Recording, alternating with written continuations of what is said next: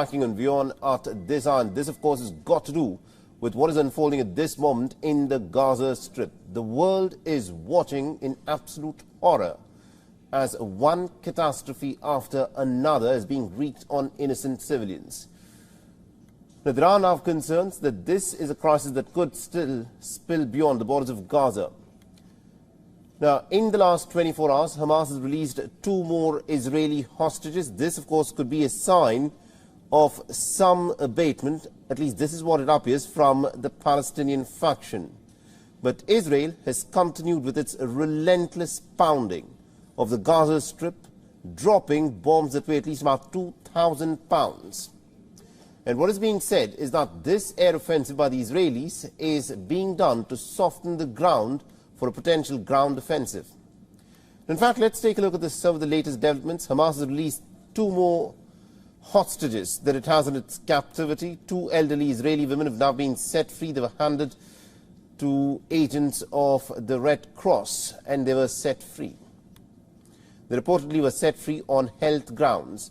The women are about 79 and 85 years old respectively. Earlier, an American mother and daughter duo had been released by Hamas again on humanitarian grounds. There are an estimated over 200 hostages who are held captive by Hamas. Many of them are said to be Israeli military personnel who were captured by the Hamas fighters on the 7th of October. Now, there are reports that state that Hamas is stating that it is willing to release more hostages, especially those with dual nationalities. Meanwhile, the state of Israel is continuing with the only strategy that it has so far deployed, and that is to bomb Gaza. According to Israeli official statement, the country could soon carry its expected ground offensive into the Gaza Strip. But remember, for the last 10 days and more than that, the Israeli military has been stating that it is still preparing the ground for a ground offensive. And as per the Israeli chief of staff, the country has no intention of curbing its strikes on the Gaza Strip. The Israeli Defense Minister Yoav Gallant, during a tour along the Gaza coastline, has said that Israel is preparing thoroughly for its next step, and that is expected to be a multilateral operation from air, ground and sea, echoing exactly the same words that Hamas had said when it had attacked Israel on the 7th of October. These strong statements have come amid reports that there is pressure on Israel by its allies to delay any kind of a ground offensive.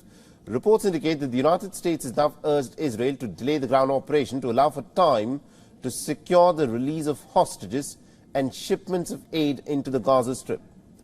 The American President Joe Biden has said that any discussions about a Gaza ceasefire could take place if Hamas were to free all hostages seized by Israel. But remember, Hamas in the past has said that it is willing to release hostages if Israel were to stop bombing. But we've heard nothing from Tel Aviv as to what its strategy is to try and secure the release of its hostages.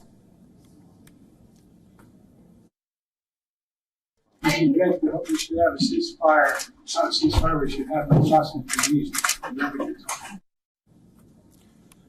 Joe Biden also has spoken with the Israeli Prime Minister Benjamin Netanyahu and reaffirmed his commitment to the ongoing efforts of what the Israelis are doing in the Gaza Strip. He's also urged for the need for a continuous flow of aid into the Gaza Strip. Now, according to the White House, the United States has sent some military advisors to the state of Israel following the relentless campaign of air bombings that Israel has launched on the Gaza Strip. Effectively, Israel at this moment as we speak is using weapons that are made in America for carrying out these relentless attacks. And these American officers have been put in place for their experience of, quote-unquote, the sorts of operation that Israel is conducting and may conduct in the future. And they're also there to share their perspective on how to go about with this campaign of relentless bombing. The humanitarian cost of this war is horrific. The worst impacted are the young children and women. Many say that this war by the Israelis in the Gaza Strip is essentially a war on young children. And according to humanitarian organizations, Save the Children, at least about 2,000 children have been killed in the Gaza Strip in the last 17 days. 27 more have been killed in the West Bank, while 27 children have been killed in Israel. This is according to Israeli media claims. Amidst all the devastation in Gaza, there are visuals of a complete power outage in the Gaza Strip, including in hospitals.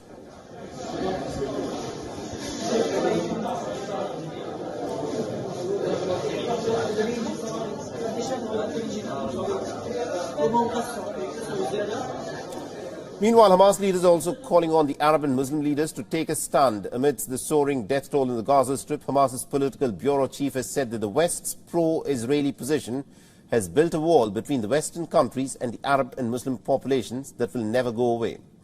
The leaders have further warned that Israel will never be safe until the Palestinians can enjoy safety, freedom, sovereignty, and more importantly, dignity.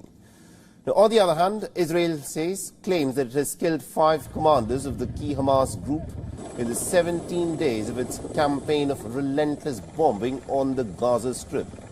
Now, the RDF says that each of the commanders was a member of the Hamas aerial array, which operates a variety of weapons against the state of Israel, and it played a significant role in the attack that took place on the 7th of October. In other updates, the former American President Barack Obama has got a dire warning for the state of Israel for its actions in the Gaza Strip. Barack Obama has said that Israeli campaign of relentless bombing in which civilians are getting killed, including many children, could eventually backfire on the Israeli state. Now, Barack Obama has said that some of Israel's actions in its war against Hamas, like cutting off food and water supplies, could actually harden the Palestinian attitudes for generations to come.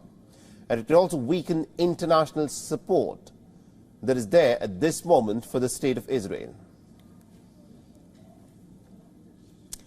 Now, our correspondent Susan Tehrani, who's been tracking developments from New York about the American hostages currently held in Gaza, has sent us this report. Listen. An unspecified number of American citizens sought to leave Gaza through the Rafah crossing when a humanitarian convoy entered from Egypt. But according to the spokesperson for the State Department, they weren't able to do so, citing reports that Hamas blocked anyone from entering the Egyptian side from Gaza. The spokesperson for the State Department also said that the United States is not in direct contact with Hamas regarding U.S. citizens in Gaza. About 600 U.S. citizens are believed to be in Gaza. This is apart from the hostages believed to be held captive by Hamas. WION is now available in your country. Download the app now and get all the news on the move.